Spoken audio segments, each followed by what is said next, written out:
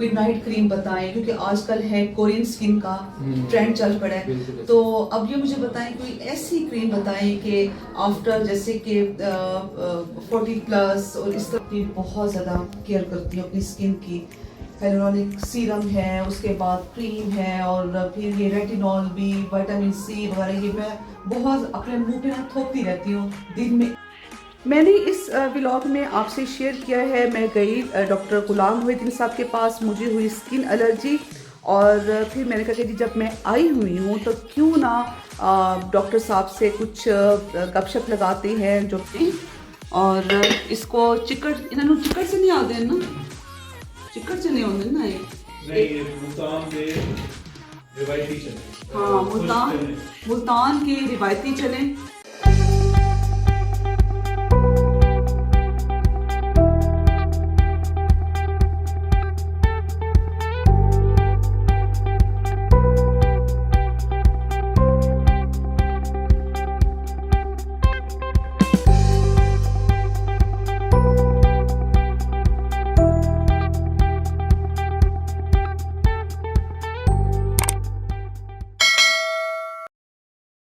नाश्ता तैयार है, ओके। जल्दी जल्दी से। आज नाश्ता है अलावा साया वालों का, और क्योंकि मैंने कहा अब घर से 3-4 दिन रह रहे हैं रोज़ों में, तो चलें उससे पहले जो है ना हलवा पूड़ी का नाश्ता कर लिया जाए। तो तकरीबन मैंने 11:30 बजे उनको कॉल की, मुझे याद आया, मैं कहूँ फल्ला इतनी देर हो गई है, तो उनको कॉल कर लेती हूँ। शुक्र है उन्होंने कहा कि जी अभी नाश्ता कुछ रखा हुआ है। नाश्ता तैयार है, गरम गरम नाश्ता जी, मैं तो साथ देना गरम गरम हो हर चीज़। और इसको चिकट इन्होंने चिकट से नहीं आते ना, चिकट से नहीं होते ना ये मुल्तान के रिवायती चले। हाँ, मुल्तान के रिवायती चले। एक होंदे जनाब घ्यू तो बगैर आले, ऑयल तो बगैर आले होंदे, ये भी कड़ी मैं तुहाडे शेयर करे से मैं को बनावन आंदे ने, ठीक है।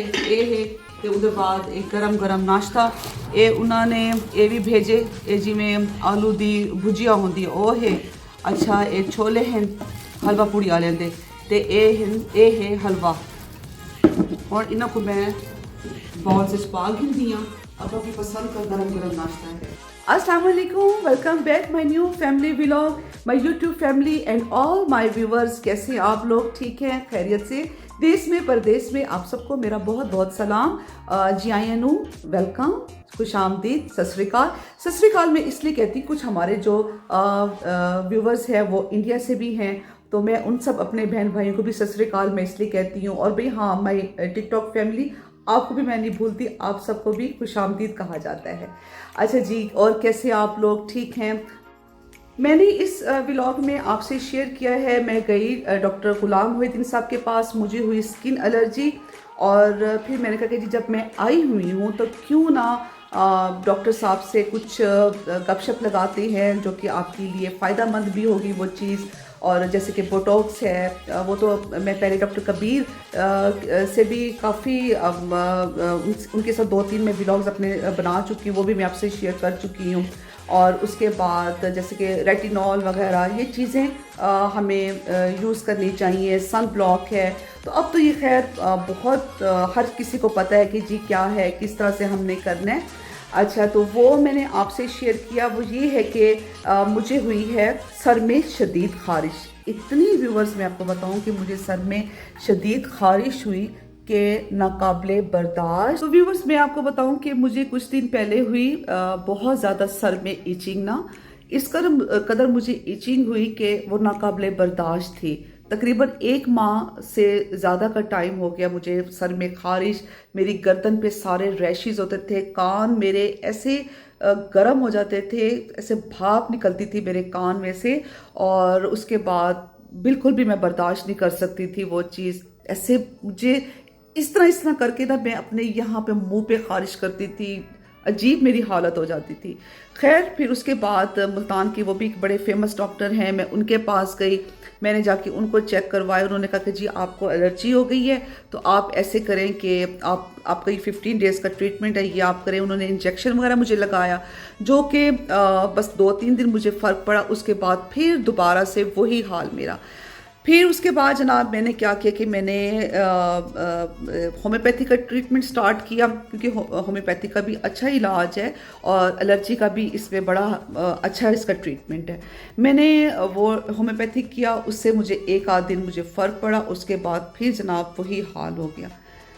मैं अब इतनी परेशान, एक दिन तो व्यूवर्स मैं आपको बताऊं कि मेरी ये हालत थी कि मेरे कानों में से आग निकल रही थी, ये सारी जगह मेरी रेड, और उसके बाद खारिश कर करके मेरा बुरा हाल कि मैंने तेल लगाया, मैंने बारीक कंघा उठाया, मैंने कहा शायद कोई जूं आ गई मेरे सर में जिसकी वजह से मेरी ये हालत है। मैंने शाजी से कहा कि मेरा सारा सर चेक करो, और फिर जनाब अब ये कि मैंने कहा कि जी अब और मैं कोई डॉक्टर चेंज करूं, देखूं कि क्या मसला है, क्यों मुझे इस तरह से हो रहा है। डॉक्टर गुलाम मुहिद्दीन साहब के पास गई, ये सारा उनको बताया, डिस्कस किया कि जी ये इस तरह से मुझे मसला है, बहुत शदीद खारिश है।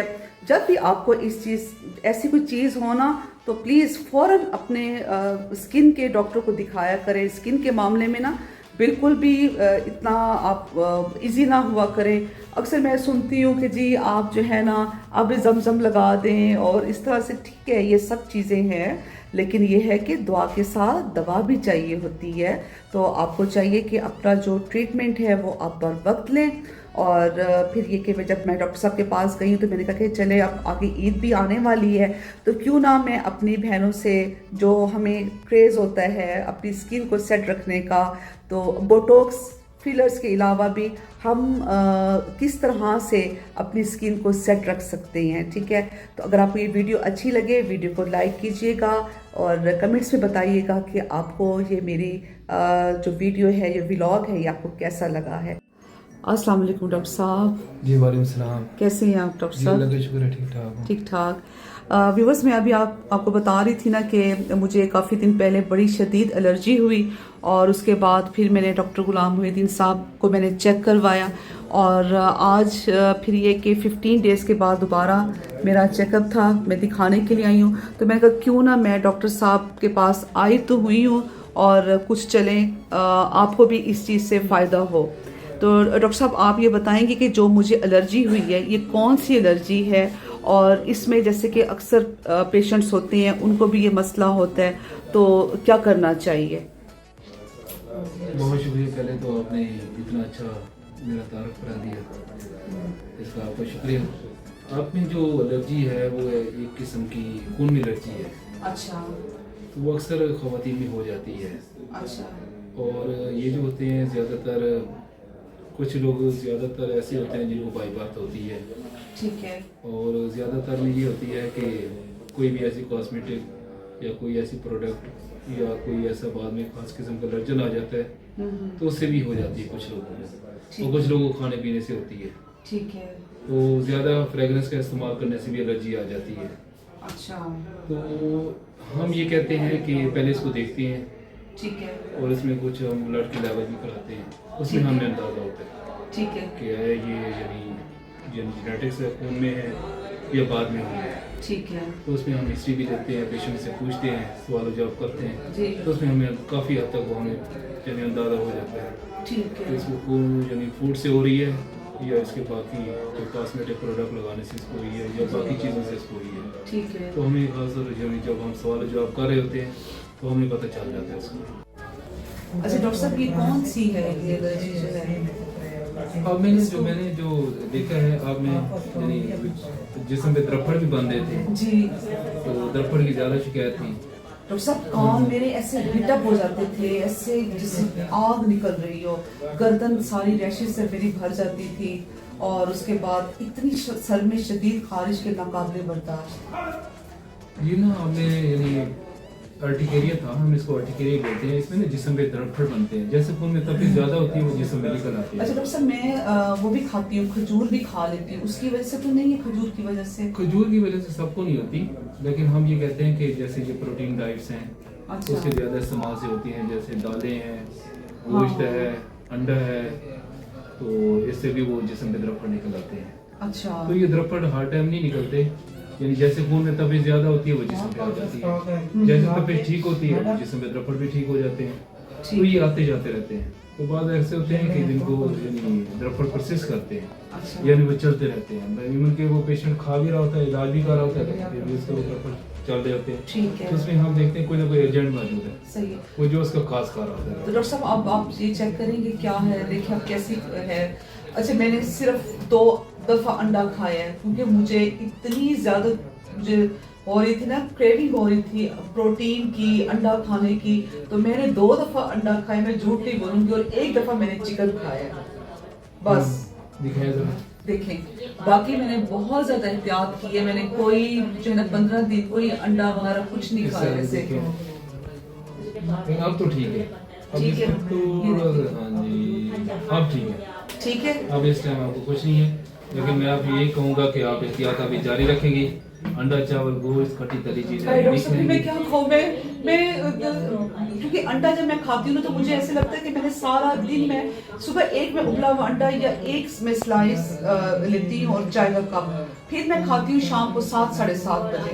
तो वो मेरा बड़ा आराम से अंडा जब मैं खा लेती हूँ मेरा सारा दिन आराम से सुकून से गुजरता है। हम ये कहते हैं कि अगर देखिए एलर्जी भी एक वो है, हाँ। मसला है। जी अगर आपको एक चीज से हो रही है तो हम उसको कुछ देर के लिए रोक रहे हैं, अच्छा फिर जैसे आपकी एलर्जी सेटल डाउन होगी तो आप फिर हम जैसे कहते हैं कि वो चीज जो फैक्टर जिससे आपको एलर्जी हुई थी वो आप थोड़ा थोड़ा शुरू करें। अच्छा डॉक्टर साहब मैंने कहा चले मैं आई भी हूँ तो लगे हाथों जो है एक तो उस तरह फायदा भी सबका हो जाए। अक्सर मुझसे अपना जो मेरा YouTube चैनल है तो मेरी बहनों का मुझे आता है कि कोई अच्छा सा आप हमें कोई नाइट क्रीम बताएं, क्योंकि आजकल है कोरियन स्किन का ट्रेंड चल पड़ा है। तो अब ये मुझे बताएं कोई ऐसी क्रीम बताएं कि आफ्टर जैसे कि 40+ और इस तरह से जो मतलब हमारी खवातीन हैं, जैसे कि मैं भी ठीक है ना, मैं अब कहूँगी जी हाँ जी मैं तो अब 25-30 में हूँ, ठीक है ना, मैं भी 40+ हूँ, तो मुझे बताइएगा कि किस तरह से हमने अपनी कोरियन स्किन रखनी है। उसमें पहले तो मैं ये कहता हूँ कि आप ना यानी सबसे पहले कि बाबूज़ रहा करें, जितनी देर आप रह सकते हैं कोशिश कर सकते हैं, ठीक है, दूसरा दुरुशी पढ़ते रहा करें।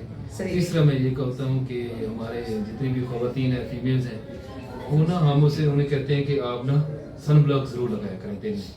सन ब्लॉक से ये होता है कि बेशक और कुछ फायदा हो ना हो, इवन आप घर में ये लाइट भी आपकी स्किन को डैमेज कर रही होती है, तो वो जो डैमेज होता है, जो कंटिन्यूस डैमेज हो रहा होता है, वो रुक जाता है सन ब्लॉक लगाने से, क्योंकि जो लाइट का इफेक्ट है वो तो पड़ता ही पड़ता है। इवन कि ये वाली लाइट, इसमें भी यूवी लाइट होती है जो इफेक्ट कर रही होती है, जो आपकी स्किन का जो टिश्यू है उसको डैमेज कर रही होती है। तो हम ये कहते हैं कि उसको प्रोटेक्शन के लिए हम सन ब्लॉक, कोई अच्छा सा सन ब्लॉक जिसकी SPF ऑलमोस्ट 50 हो, 50 या उससे अब, क्योंकि हमारे यहाँ यानी ज़्यादातर जितने भी सन ब्लॉक्स हैं ये कंपनी क्लेम तो करती है हमारा SPF 100 में है, लेकिन होते नहीं है हाँ इतने अच्छी क्वालिटी जितनी मर्जी, क्योंकि कॉपी का भी ज़माना है, कॉपी पेस्ट भी चलते हैं सारी सही चीज़ें, सही, तो इसमें भी कॉपी करते हैं। तो हमारे यहाँ बहुत मुश्किल होता है कि आपको अच्छी क्वालिटी का सन ब्लॉक मिले, लेकिन चलो फिर भी ठीक है।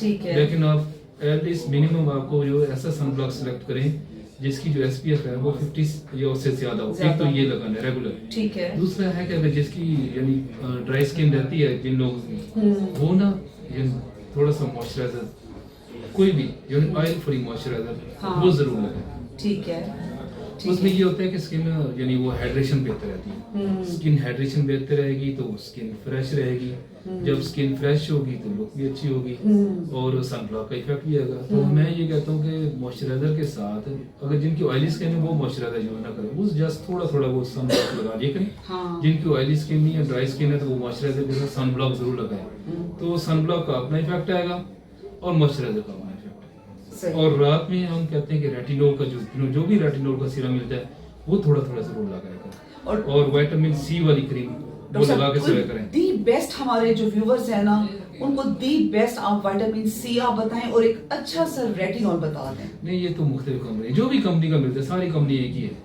अच्छा, एक तो है जो उसका भी मिल जाए, जिसको आप कहें कि हाँ ये बेस्ट है, मेरे लिए बता दे, चले मेरे लिए बता दे दी बेस्ट। सारा मैं ये कहूँगा क्योंकि कंपनी से डिस्करेज, हाँ, तो मैं अच्छा। किसी को डिस्करेज नहीं करना चाहता। ठीक है, आप कोई भी विटामिन C जो अच्छी क्वालिटी का हाँ। है या अच्छी कंपनी का है वो सारा उसको यानी लोगों को पता चल जाता है। अब वेल ऑफ है, उनको सारा पता होता है, अवेयरनेस होती है लोगों की, इतनी तो होती है। हाँ, लेकिन उसमें ये कौन सी कंपनी अच्छी है, अच्छी कंपनी का विटामिन C क्रीम ठीक फॉर्म में है। लगा ले वो भी बेस्ट है, और थोड़ी देर बाद ऊपर सीरम रेटिनॉल का सीरम लगा लें आफ्टर 40 के बाद। आफ्टर 40 के और बाद 40 से पहले वो विटामिन सी की क्रीम, कोई भी विटामिन सी में है क्रीम, हाँ। वो थोड़ी थोड़ी लगा के सो जाएगा। अच्छा ये बताइए डॉक्टर साहब कि जैसे कि रेटिनॉल है, ठीक है, हमें हफ्ते में कितनी मरतबा यूज करना चाहिए? अगर हम उसको ज्यादा डेली बेस पे यूज करेंगे तो स्किन हमारी ड्राई हो जाएगी, ओवर ड्राई हो जाएगी, तो हमें किस तरह से यूज करनी चाहिए? ये जो रेटिनॉल्स होते हैं ये बेसिकली ना विटामिन ए डेरिवेटिव्स होते हैं। ये विटामिन ए की इतना इफेक्ट कर रहे होते हैं स्किन पे। ठीक है। तो इनका लगाने का ये होता है कि आप डेली भी लगा सकती हैं, हाँ। लेकिन इनको है कि थोड़ा थोड़ा लगाना होता है। ज्यादा जब आप लगा देते हैं तो फिर वो टाइमनेस काज करते हैं। हाँ। अगर ऐसा नहीं कर सकते तो फिर ये हफ्ते में यानी 2-3 दिन यानी 2-3 रात, कोशिश करें इसको रात में लगाएं ठीक है। और सोते वक्त लगा दें। ठीक है। और अगर क्रीम कोई भी आप रेगुलर में है, आपके इस्तेमाल में यूज में है, हाँ, हाँ। तो पहले आप क्रीम लगा लें, उसके बाद थोड़ा थोड़ा कोई 1-2 ड्रॉप 2-3 ड्रॉप वो आप उसके रेटिनॉल पे लगा लें। ठीक है। तो इससे ये होगा कि आपका दोनों का इफेक्ट आफ्टर 40 के बाद लगाने चाहिए ठीक रेटिनॉल। है। ठीक मैं ये है। कहता हूँ। हाँ। अब अगर ये कहते हैं ना कि कोरियन स्किन, वो उसमें ये होता है कि सनब्लॉक और रेटिनॉल ये आफ्टर 40 के बाद यूज करना चाहिए। ठीक है। और जरूर लगाना चाहिए हफ्ते में 2-3 दाग, यानी मिनिमम 2-3 दाग लगाना चाहिए। लगाना चाहिए। इसका फायदा होगा स्किन ना जो कोलेजन टूट रहा होता है हाँ। उससे फ्रेश हो जाता है, रिजुमिनेशन करता है, यानी उसकी जो स्किन की जो ब्रेक डाउन हो रही थी, जो वेयर एंड टियर हो रहा था, उसको ये स्टॉप करता है। ठीक है। तो ये ठीक। सही। अच्छा अब मुझे जरा देख कर बताएं, ये तो आपको सारा सच सच बताएगा जो ये वाला शीशा है, मेरी स्किन कैसी, कितने % बेहतर है मेरी स्किन? आपकी जो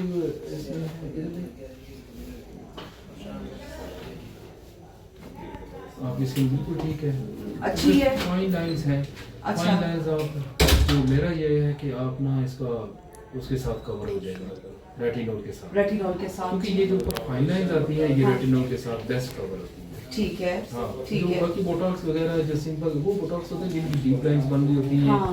उनके लिए बोटॉक्स इफेक्ट होता है। जिनको मेसोपोटॉक्स की जरूरत होती है हम उनको कहते हैं मेसोपोटॉक्स का इफेक्ट थोड़ा है, लेकिन उसके साथ आप अगर ये पहले यूज कर दें रेटिनॉल, हाँ। तो हो सकता है जो आपकी फाइन लाइन बन रही है ये जल्दी कवर हो जाए। फाइन लाइंस के लिए रेटिनॉल बेस्ट है। बेस्ट। मैच में बनेगा फिर। अच्छा हाँ ज़रूर ज़रूर आप मुझे बताइएगा, मैं फिर वहाँ पर आपके पास विजिट करूँगी।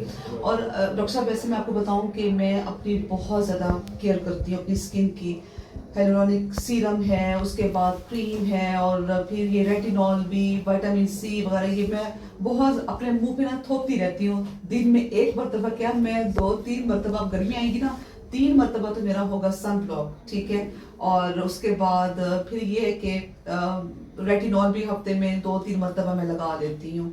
और अच्छा मुझे ये बताएं डॉक्टर साहब के जैसे कि बोटॉक्स है, ठीक है, मैंने ये सुना है कि बोटॉक्स का जो इफेक्ट है वो हम जितना अच्छा करवा लें वो 2 मंथ से ज़्यादा नहीं जाता। ठीक है। अब अगर हम देखें ना, हम पे करते हैं 25,000 हम पे करते हैं, तो वो उसका 2 महीने का क्या फ़ायदा होगा? मेरी भेड़ी है ना, ठीक है, जेडे शोधी इतनी मेहनत भी करें, एक रुपया इकट्ठा करके बोला के छुपा के पैसे इकट्ठे करें तो फायदा होवे 2 महीने का, तो मतलब कोई फायदा क्या नहीं उसमें ना। जो बोटॉक्स हमारे यहाँ यानी एक तो आ रहा है जो हम यूज़ करते हैं या करवाते हैं, हाँ। या ज़ाहिर बात हमें भी मार्केट से परचेज करना होता है उसको। पहली बात है कि वो एक तो यानी हमें बताते हैं ये कोरियन है, ये अमेरिकन है, लेकिन होता नहीं है, कोरियन अमेरिकन नहीं होता। उसमें बहुत सारे वेंडर्स हैं, बहुत सारे यानी सेम नाम के साथ वो बहुत सारी यानी कापीज यूज़ कर रही है, उसमें वो क्वालिटी सी है। पहली बात है कि बोटॉक्स हमें क्वालिटी का नहीं मिल रहा। दूसरा, अगर क्वालिटी का मिल रहा है तो उसमें हमारे यहाँ यानी कोल्ड चेन नहीं मेंटेन करते, ना क्लिनिक पे कोल्ड चेन मेंटेन होती है, ना वो जहाँ से बनता है और आगे तक उसका पूरा कोल्ड चेन मेंटेन रखनी होती है। तो हमारे यहाँ अक्सर ये कोल्ड चेन का ये इशू है। तो उसकी ज़ाहिर बात है कि बोटॉक्स है, कोल्ड चेन रहेगी तो उसकी एफिकेसी रहती है। तो यानी वो इफेक्ट जितना हम बताते हैं कि 6 महीने साल ये होता है, उसकी लाइफ है, तो वो इतना चल जाता है। निकालते भी थे पहले, लेकिन अब जो हम देख रहे हैं कि उसमें कोल्ड चेन का इशू है।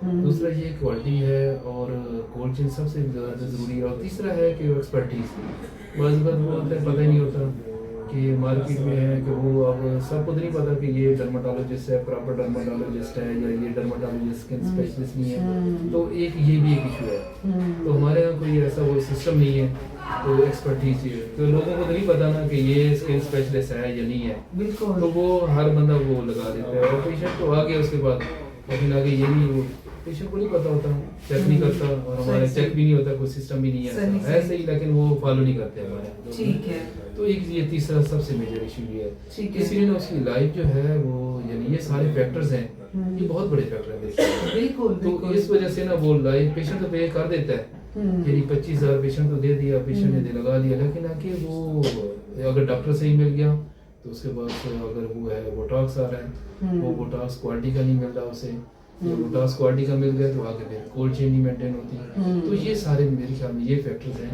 जो 6 महीने वाली चीज़ वो 2 महीने उसका असर कर रही है। और तीसरा है कि जो लेस लाइकली होते हैं, कुछ पेशेंट ऐसे होते हैं जिनकी सिलेक्शन नहीं होती सही, प्रॉपर सिलेक्शन ना हो, तो उसमें भी है कि जिसके फाइन लाइन सी उसको बोटॉक्स की जरूरत नहीं होती इतनी ज़्यादा, क्योंकि फाइन लाइन फिर आ जाती है, क्लियर हो जाता है। अगर कोई है थोड़ी ज़्यादा वो है फाइन लाइन और डीप लाइन के दरमियान, उसमें बोटॉक्स अच्छा इफेक्ट करता है। फाइन लाइन में ना मीजो बोटॉक्स करता है, लेकिन मीजो बोटॉक्स की लाइफ कम होती है, तो वो फिर आ जाते, फिर पेशेंट कहते हैं कि मेरी फिर लाइन्स आ गई।